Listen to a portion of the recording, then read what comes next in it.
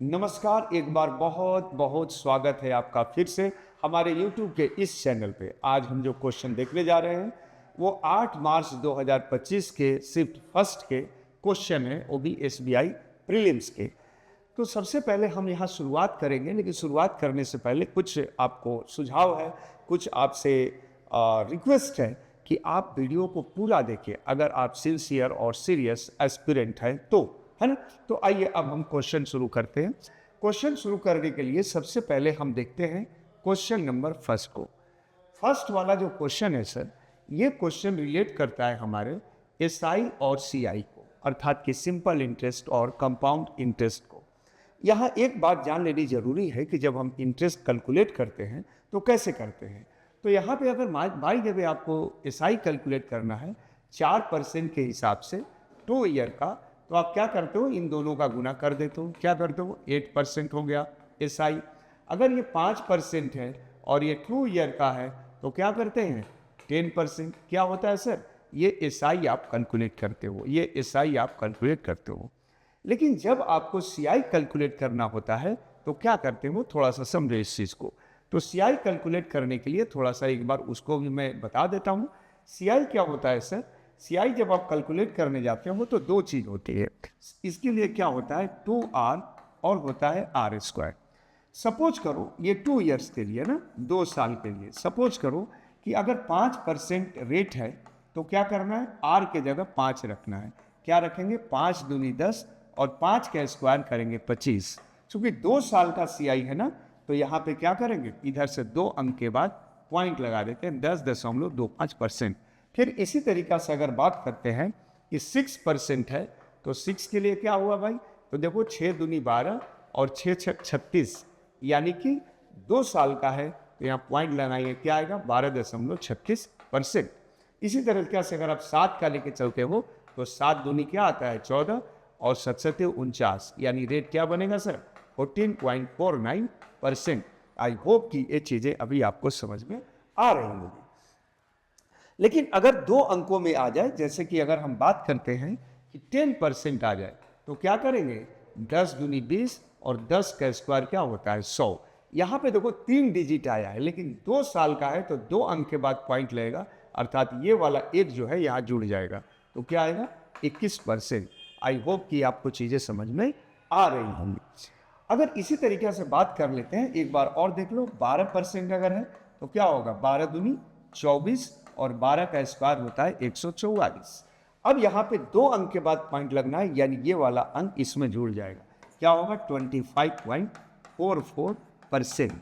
तो इस तरीका से हम देखते हैं कि CI और SI ऐसे हम कैलकुलेट करते हैं, है ना। अब अगर हम बात करें आपसे अगली बात कि ये क्वेश्चन को देखा जाए, ये क्वेश्चन आपका क्या कह रहा है।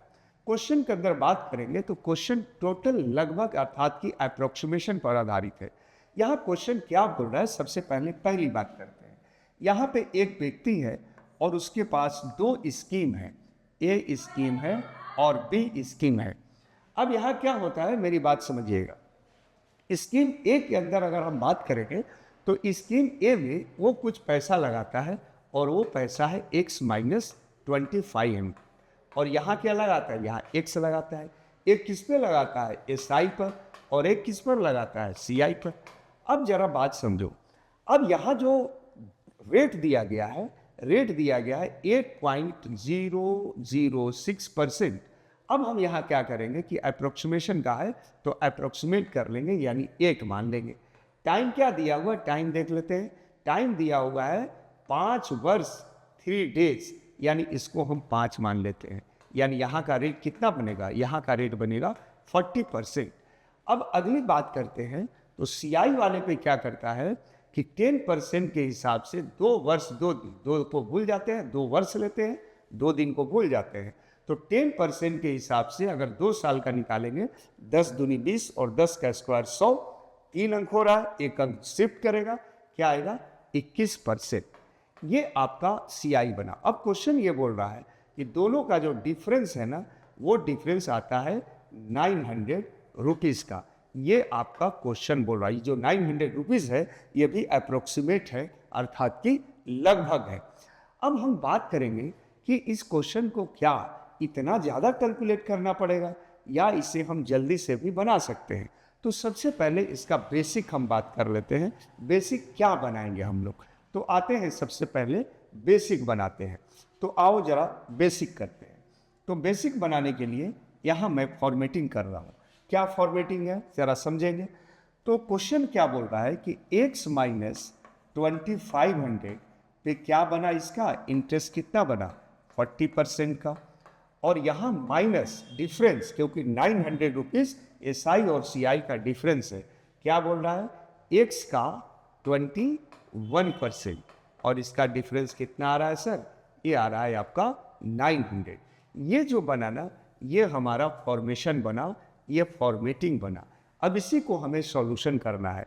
तो सॉल्यूशन करोगे तो यहाँ क्या हो जाएगा 40x% लिख लेंगे। अब यहाँ जब 2500 का 40% निकालोगे ये आएगा 1000 रुपीज़, और माइनस अब यहाँ लेंगे तो क्या आएगा 21x% बराबर का क्या है 900। अब यहाँ ध्यान दो, ये वाला वैल्यू इधर जाएगा, ये वाला इधर और ये वाला इधर जाएगा। तो अब जरा समझो, तो ये वाली वैल्यू जब इधर जाएगी तो क्या बनेगा, ये माइनस है तो प्लस होगा, तो क्या हो जाएगा 1900, और ये वैल्यू माइनस से इसमें से जाएगा, क्या आएगा 19x। तो अब आप देखो x का जो वैल्यू आएगा 1900 अपॉन का 19 आया। चूंकि ये परसेंट है ना, ये x% है, 21x% है और 40x% है, 19x% बचा इनटू का 100। जब आप इसको कैंसिल करोगे सर तो क्या आएगा, x का वैल्यू आएगा 10,000। अब इस 10,000 में से 2,500, यानी ये वाला पूछ रहा है a में कितना निकाला, तो x 10,000, 10,000 में से 2,500 जाएगा, क्या बचेगा सर 7,500। तो यहाँ पे आप चाहो तो माइनस कर लो, 10,000 माइनस 2,500 इक्वल टू क्या आएगा सर 7,500। तो इस क्वेश्चन का आंसर बनेगा डी। लेकिन कोई मतलब नहीं है कि हम इतना सारा कैलकुलेशन इसके अंदर करें। अब क्या अप्रोच हो सकता है, इसकी बात मैं करने जा रहा हूँ। आओ देखते हैं अगला अप्रोच। अगला अप्रोच क्या है, थोड़ा समझते हैं। अगला अप्रोच ये है सर कि सबसे पहले क्या एग्जामिनर ने यहाँ पे कोई सुपर हिंट डाला है? तो हाँ, एग्जामिनर ने यहाँ सुपर हिंट डाला है। कैसे पता चलेगा? तो यहाँ देखो क्या बोल रहा है, एक x है और एक 2500 है, यानी कि दो पैसे में, यानी x माइनस 2500 में और x में 2500 का डिफरेंस है। क्या कोई ऐसा ऑप्शन है? तो हाँ, एक ऑप्शन है, ये देखो, यानी या तो आंसर ये बनेगा या आंसर ये बनेगा। कोई एक चेक कर लेंगे और जो नहीं होगा वो खत्म और जो बचेगा वो आंसर। तो आओ जरा सा एक क्वेश्चन उठाते हैं यहाँ पे 5000। मान लेते हैं कि 5,000 रुपये थे, 5,000 में से 2,500, याद रखना 2,500 को कितना इसे लिया 40%, तो 2,500 का 40% अगर आप चेक करोगे तो ये कितना आता है सर, ये आता है 1,000 रुपये। अब पैसा आपके पास कितना है, ये वाला पैसा है 5,000, 5 रुपये हमने ऑप्शन से लिया है। 5 और 5,000 का 21% निकालोगे तो ये आता है सर 1,050 रुपये, और दोनों का अंतर आना चाहिए 900, या 900 नहीं आ रहा, यानी ये वाला आंसर आपका नहीं होगा, फिर जो बचेगा वही हमारा आंसर होगा। अब सवाल है कि इसको लिखने की ज़रूरत नहीं थी, इससे आप दिमागी स्तर पर कैलकुलेट कर सकते हैं। आपको ऐसा नहीं कि 2500 का 40% लिखना पड़ेगा, है ना, या फिर 5,000 का 21% लिखना पड़ेगा। ऐसे क्वेश्चन कंडीशनल होते हैं और इसे ऑप्शन के अकॉर्डिंग ही बनाना चाहिए, और इसीलिए मैं लोग इसे यहाँ पे दोनों नियम का यूज़ किए। एक और नियम है और उसका नाम है फैक्टर, और फैक्टर से यूज करेंगे तो फटाफट 25 3 75 ये बनेगा। लेकिन सवाल है कि अभी मैं वो टच नहीं कर रहा हूँ, क्योंकि पहले आप बेसिक जानकारी को अच्छी कर लें, यहाँ तक आप ऐसे इनको सीख लें। चलिए, बहुत बहुत धन्यवाद।